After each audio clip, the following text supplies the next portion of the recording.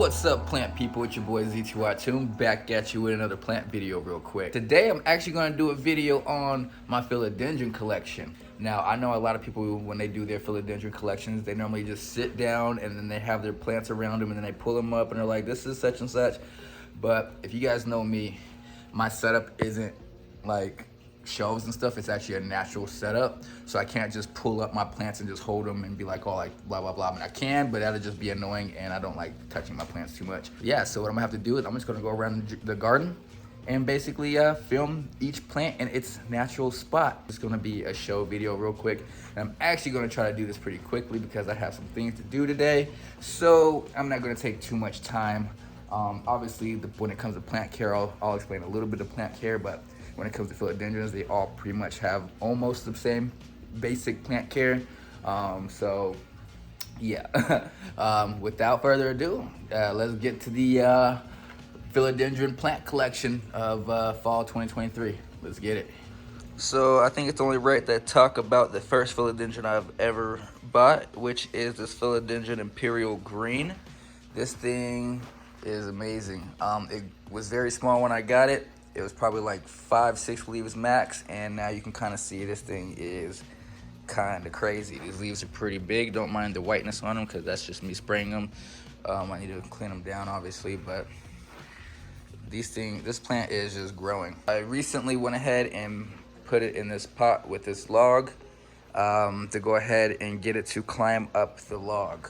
So, because it actually fell over. It was growing top heavy, and then it just fell over. So I decided to go ahead and put it in a pot with a log and get it to climb up the log. You can see all the aerial roots that are growing off this thing. So many roots are growing off this thing.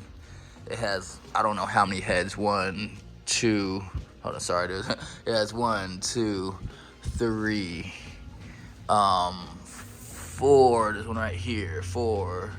So it's got 4 or 5 actual grow points on this one philodendron. I'm not 100% sure. This thing just be going crazy. I'm not even lying. Like, I think that's a grow point down there. Yeah, that's another grow point right there. So this thing literally just has a lot of grow points. It grows crazy. Doesn't take too much. Honestly, this is the easiest philodendron easiest plant, one of the easiest plants I've ever owned. I don't do much with it. Water it when it looks like it needs watering, which is once a month almost. Never really, this thing needs to be watered. Yeah, Philodendron Imperial Green, a really good plant. Eventually it's just gonna climb up this log.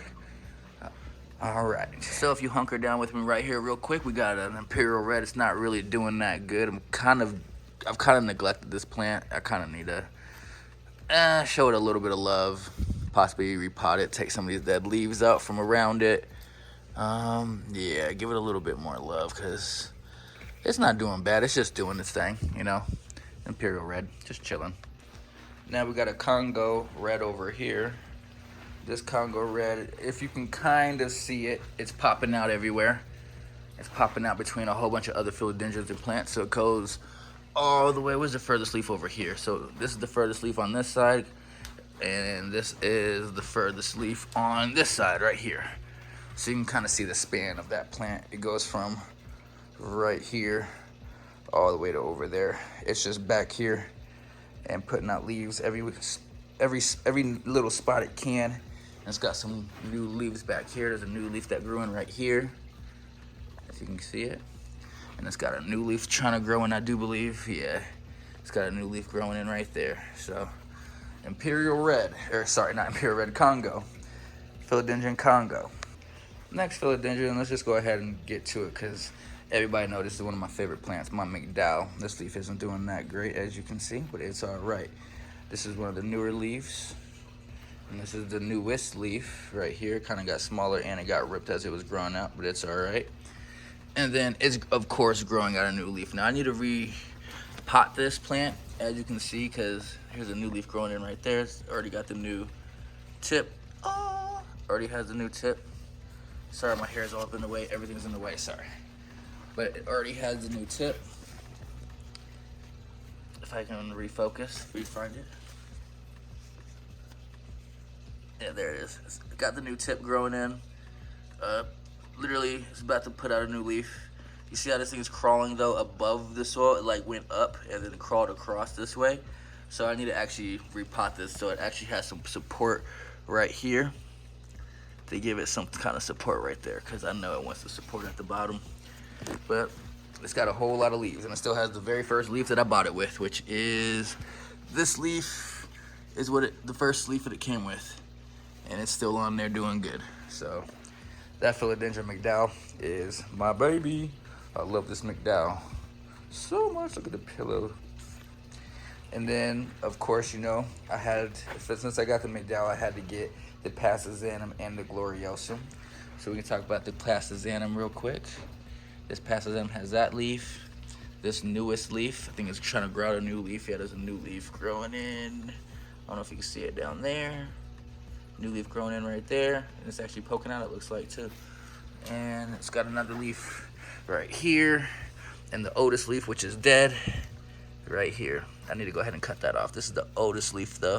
And it's not even really, see how it's like way up here and all the other ones are back there growing? Yeah, this one was kind of the first leaf, I think. This is the very first leaf. So this one's on its way out, but it's okay. Because it's got so much more. And then you got the Gloriosum. The Gloriosum, its original leaf is gone. It had an original leaf that was growing this way, but that one's gone. And this is the leaf after the first one that I got, because I only got it with one leaf, then it came in with this one. And then it came in with this one having issues as well in the middle. And then this is the first one to come in to not have issues in the middle right here. So obviously it has some coloration issues on the edges, but it is doing way better than it was, and it's popping out. And it's got a new leaf trying to come out as well, which I need to repot this Gloriosum, because as you can see, it's at the very edge of the planter. So I need to repot that ASAP. A lot of plants need to repot. That's gonna be a theme, I feel like, in this video. Let's see here. What other Philodendrons do I have right here? Oh, so let's talk about the Parisa Verdes. I have four or five Parisa Verdes. This first one I was gifted by Todd over at the Bronze Petal. Shout out to Todd. He gifted me this one right here, and it still has all the original leaves. All the original leaves are still, this one might be fading out a little bit, but I don't know. But then you got this leaf right here. But it still has all four of the original leaves. Here's the other one. All four of the original leaves. And then it's grown 1, 2, 3 out for me.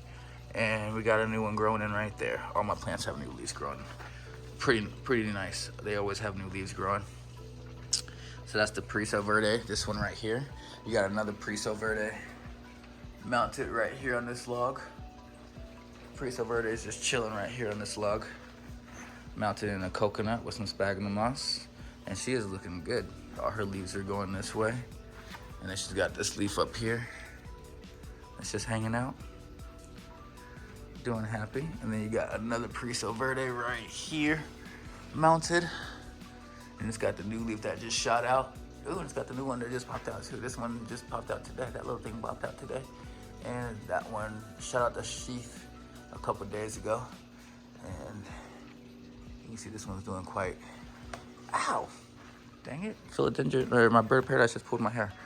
But you can tell that one's doing quite nice. Where's the other ones? We got another one right there. Another Parisa Verde just growing right there. King Super's by. And got another Parisa Verde growing right here. Another King Super by as well. So a lot of Parisa Verdes just because they're easy to mount. They like to mount, and they were cheap at King Supers. Yeah, they had too many at King Supers. All right, Philodendron Micans. Might as well just go to the Micans real quick, because since we're right here, I should have did that after the Imperial Green, but this is my Philodendron Micans. And she's doing good. She's just crawling out of the pot. Living in the pot. I have her in the pot with two pothos. One pothos right here and a pothos right here. They're just in their own individual pots. Oh shoot, sorry, did not mean to do that. They're just in their own individual pots. So it's not like they're all potted together or anything. They're all in, there's 1, 2, 3 pots, and then you got the big one with the Imperial Green and the log coming out of that one. But yeah, this Micans is happy as hell right here. Flowing out of the pot, giving it a supernatural look. I'm just loving it. I'm just loving this log. This log is my favorite right now. Just my favorite. all this Tillandsia. It's in a Tillandsia video though. And then another philodendron down here that is my newest one. This is the Plowmanii. If I can get the focus, look at them colors on that Plowmanii. Ooh, look at that silver coming into that Plowmanii. Yeah, we don't have the ruffles yet. Oh, hold on. We don't have the ruffled, well, they're kind of ruffly. They're getting there. The ruffled petioles, they're getting there. But we do have a new leaf coming in. We do have a new leaf coming in. So I'm guessing this was the first leaf, and this is the newest leaf, and then you got a new leaf coming in. So yeah, the Plowmanii is doing happy underneath there, just living in this natural. I try putting plants in their natural environments where they naturally would be in the wild. Let's stick over here, I guess, since we're right here. So we got the dragon, the golden dragon malted, a malted golden dragon, because as you can see, if I can get it to focus, it has like little spots on it, little malted spots. And you got the new growth. Oh, if I can stop zooming in, you got the new growth right here, coming in right here, looking all nice. These are the new ones because this is a cutting. Obviously, this was a cutting. And I don't do a lot of cuttings, but I've been experimenting with cuttings in coconuts, and they've been doing quite nice. I like it. I like it. And what made me do this one is I have a Florida Green, a Philodendron Florida Green, growing out of a coconut way up here. It's kind of hard to get to this one because it's at the top of the jungle. But that's my Florida Green growing in right there. It's really not easy to get to that Florida Green. I mean, to like film it, to water it, it's easy. Look, I can't even get it. I can't even get it in the shot. Where's it at? There she is. Let's see here. There she is, Florida Green. Hey, up there in the coconut. Next plant, you got my Billietei hanging in a coconut. And it actually grew this. This is the newest leaf that it grew since it's been in the coconut. It grew this completely. It was like that. It was just like that. And then it grew out completely in the coconut. I've had this probably 3 months, 2 months, 2 months, 2 months, 2 months, 3 months I've had this one. And mounted it in the coconut, and she's just hanging.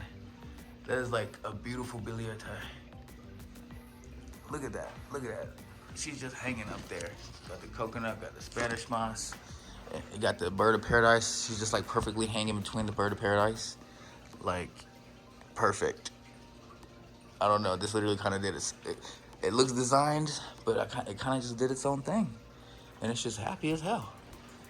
It's happy as hell, I can't even lie. Billietei hanging in the coconut. You got the arrow roots hanging down right here. You got some arrows popping out, new ones popping out. Boom, boom, boom. Yes, sir. Got a new one right there popping out. I'm seeing this little white one. Bloop. Yes, sir. Billietei, don't play with it. Don't play with it. Hanging in the coconut is doing its thing. All right. Next philodendron. I'm not gonna call this a philodendron because it's not a philodendron anymore. This used to be a philodendron, but it's not a philodendron anymore, so we're not even gonna talk about that guy, but obviously she's there. Next philodendron, we have the philodendron Atabapoense, yeah, you know, y'all know what it is. Y'all know what it is, do. No, I'm kidding. But yeah, purple bottoms, strappy boy, she a long boy, as Kelly Ellen would say, a strappy long boy. And she's just doing her thing over here in this corner. She was kind of going all different ways, but I've trained her to come this way. And now all of her leaves are coming this way, which I'm super freaking happy that she's trained. She's got a lot of leaves, by the way. She has a lot of leaves. But she's trained and going this way now. And with the new growth coming in, they're all about to come this way. This is the only one that's going this way. And I think that's because there's a light back here. So it's like I can go this way or this way, which that one might end up going that way because there is light that way for it to go there. So it can go all around. And that's what it's kind of already doing. And I'm loving the way it's growing. It's not growing lengthy like I see other people's growing lengthy and weird. And this one's growing just kind of like the Billietei, where it's kind of just staying compact. And it's just staying compact. It's not the hybrid Billietei of Atabapoense, because they do have a hybrid of this plant that's the Billietei and the Atabapoense, and it does grow like this as well. This is just the Atabapoense, and it is growing perfectly with the new leaf coming out of the new leaf. New leaf, and then you got the new leaf in the sheath. Yeah. Yeah. All right. But she's happy in her spot with the humidifier hitting her. Next philodendron, you got the pink princess. I got 2 pink princesses. 1, 2. This pink princess right here, shot out an all pink leaf for me. I got it if I can focus. I got her to shoot out an all pink leaf. And then I broke the very next leaf that was coming in. But she looks like she has a new leaf coming in. Yep. If I can focus, focus, focus, focus, focus. It's got a new leaf coming in right there. So I'm gonna go ahead and just rip that off. Bloop. Break that little leaf off that didn't make it. And let the new one grow in. And then this one right here, shot this new leaf out. It's kind of pinkish, kind of reddish. This one has some spots on it. I don't know. I don't know what this plant's doing. I'm kind of just trying to let it grow naturally. It really wants a pole or something for it to support so it can grow better. But I'm just kind of letting it grow and do its thing. Like, I don't really care about this plant too much. I'm just letting them do their thing. You also got a white knight. Philodendron white knight is kind of doing, I'm not a huge variegated fan, obviously. These were gifted to me, so I don't really care about them too much personally. They're just whatever. I did grow this leaf though. I grew this one. But nothing really too special about the pink princesses and the white knights, and you know, they're just regular whatever. They're just in there. A plant that I really like though, this silver sword. This silver sword about to shoot out a new leaf right here. But this silver sword is just living its life, growing onto this kind of rock right here and then growing up on this pot. It's just kind of doing its thing in its natural environment. So I kind of got these plants just in their natural environments. And that's kind of why they grow the way they do, is because they're not being stimulated how a lot of people's are to grow crazy. They're kind of just growing in their natural environments. I know my McDowell's getting too much light. I know it's getting too much light.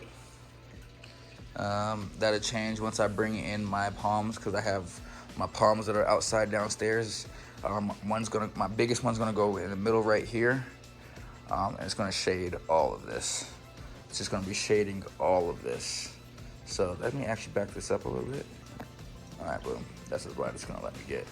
But yeah, so it's gonna shade most of this, which is gonna bring the shade that it needs back, because you can kind of tell they're kind of getting.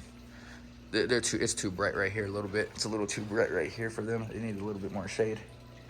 But yeah, I almost forgot one philodendron. This is my last philodendron. And it's actually in the aquarium. That's kind of why I forgot about it. But that's my Philodendron Brasil. Let me zoom in here. You got a Philodendron Brasil right there growing out of the aquarium. She's growing actually in the aquarium and growing out and going back there. You kind of really can't see her though, so it's kind of hard to see her, but she's right there. You can see her right there hanging in the water. Go into the water and see her.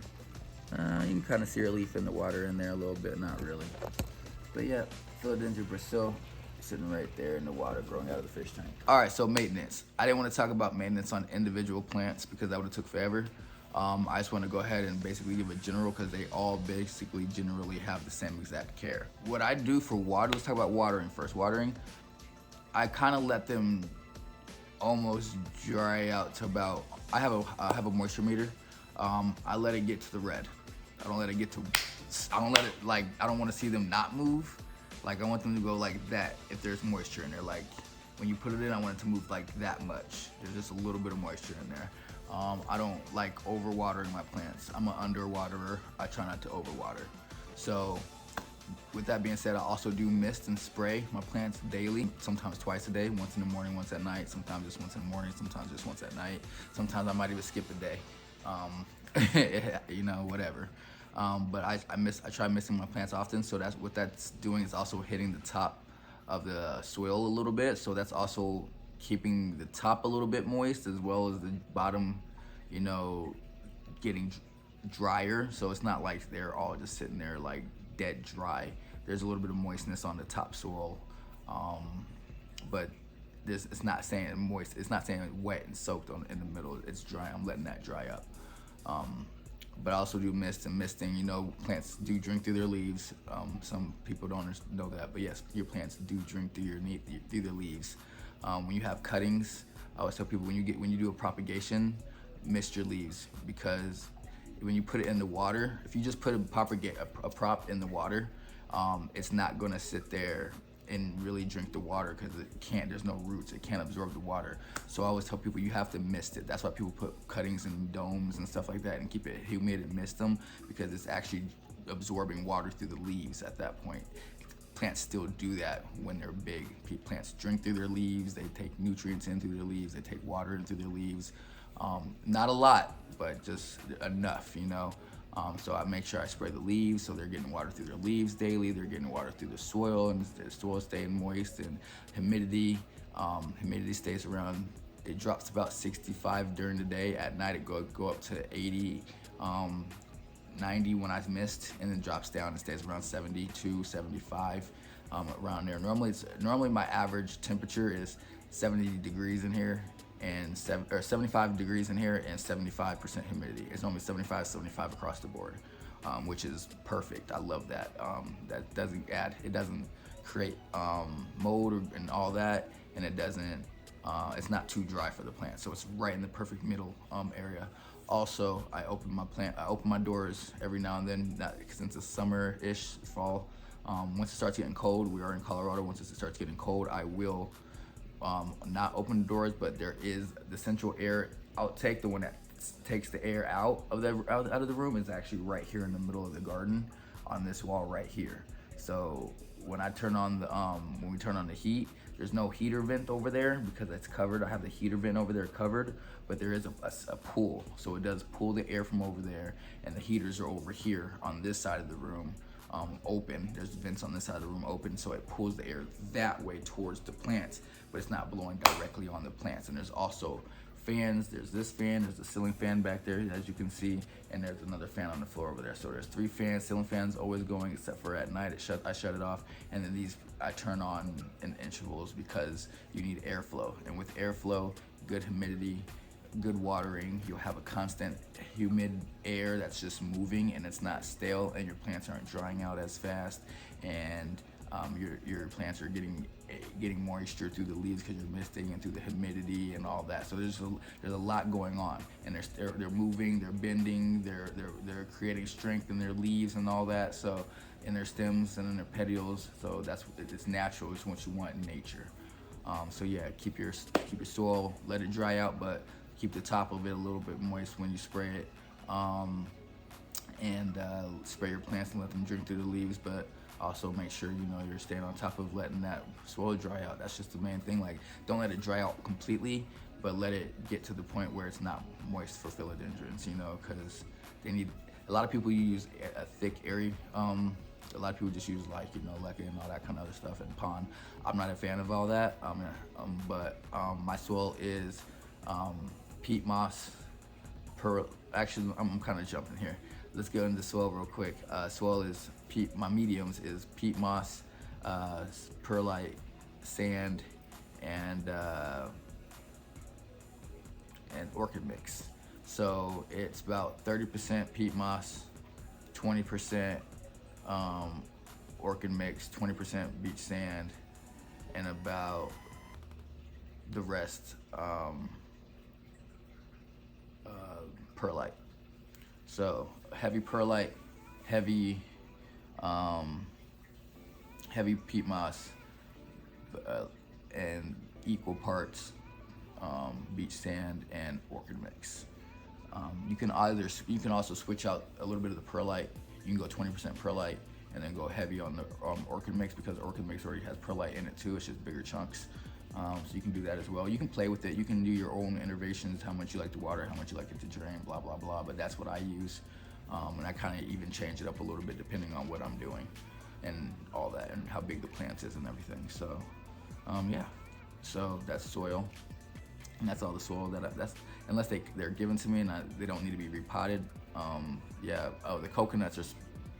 The coconuts, if you haven't seen the coconut videos on my YouTube, I actually have not my YouTube, sorry, on my Instagram, I have the coconut. I actually do the coconut. Actually, I do have a YouTube video, I think, on the Billietei. Yeah, so yeah, go check out the YouTube video on the Billietei, because I actually do show you how to do the coconuts. But yeah, it's just the coconut. I take the plants out, but I leave the soil on the plants, because that's still an absorbent, like that's still a point of absorption. Even if the nutrients dry out at some point, there's I use aqua soil, that's nutrients, and that's at the bottom of it. So it goes like, it has coconut, peat moss, like a little layer of peat moss, the aqua soil, and then I put the plant right on top of that, like with their soil. I don't break it up or nothing. I just put it right there, just like that, bloop, the plunk, and then I fill in the sphagnum moss around it, and I build it around it, and that just creates like a comb of sphagnum moss with the soil in the dead center. And when you mist it and water it, it's gonna soak that soil, but soak that sphagnum moss, and the sphagnum moss is gonna dry out quick, but this soil is not gonna dry out as quick, and there's nutrients in the cup because of the aqua soil as well. So if you don't know what aqua soil is, it is just a soil for aquariums. It's made for aquariums, but you can also use it in houseplants, in case you didn't know. Fertilizer. Fertilizing just depends on, so obviously my coconuts are different from my sitting plants. The coconuts, those, they get the aqua soil that's already in it, and then they get spray. And when my spray has a little bit of Supervit, when I spray, it's got Supervit or Super Thrive, Supervit or Super Thrive, whatever it's called. And then you got, sometimes I'll put a little bit of the fish fertilizer, just because you want a little bit of foliage feed every now and then. It's good for your plants.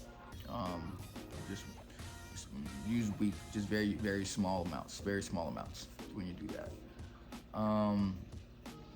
But yeah, fertilizer, like I just said, Super Thrive, Supervit, fish fertilizer, and then I also use an aquarium fertilizer that's for my aquariums, because it's just got the calcium, the zinc, the copper. It's just got all those micro metals and nutrients that you need, that the fish tanks love.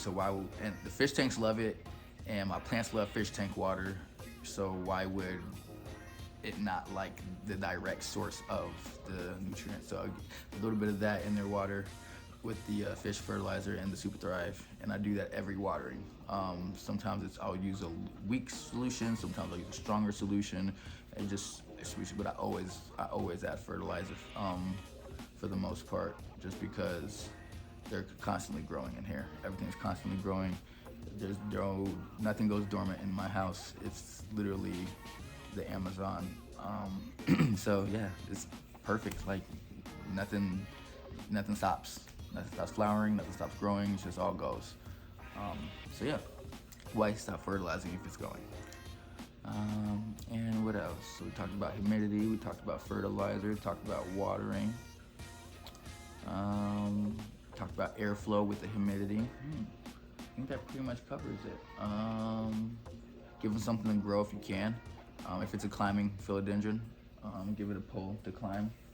I like using logs because logs look better than poles. I don't like, no offense to people that like sphagnum moss poles and stuff like that, moss poles. It just looks weird. It's just like a pole. If they went in different shapes and if they made them different shapes, which that'd be cool, I might actually end up doing that and selling them or something. I don't know. Let me know if you guys would like that.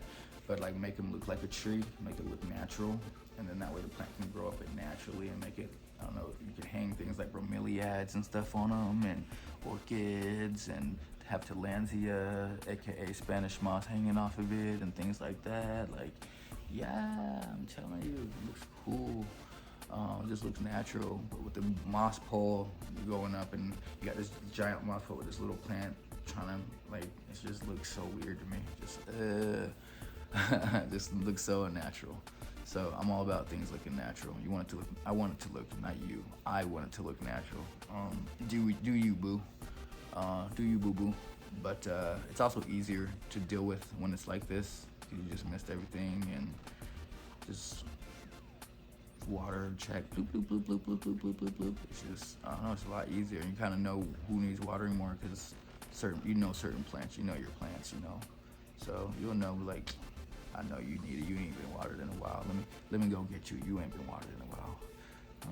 You know. So you just keep an eye on them. Don't overwater. Let them do their thing. Don't touch them. Like, a lot of people be touching and grabbing it. What's wrong with you? Like, leave them alone.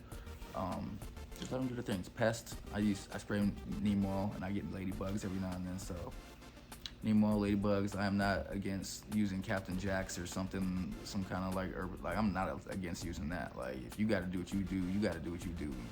So, but yeah, so. All right, so that's all of my philodendrons in this collection. I thought I had more, but I actually only have about 17 of them. I almost forgot about my Brasil in my fish tank. But with that being said, I'll probably end up doing another one here in January once I get a couple more. I have one that is the Holy Grail that's on my wish list. Actually, a friend is holding that one right now currently, so I should have a pretty cool one in my collection. They're all pretty cool, obviously. I like all of my philodendrons, but I should have the Holy Grail in my collection the next time you guys see the video, the next video, which will probably be in around January. But go ahead and like, subscribe, follow me on Instagram at ZTY Palm Care, and if you have any questions, go ahead and leave comments and all of that goodness. Until then, you guys have a great weekend, and I'll see you next time. Peace.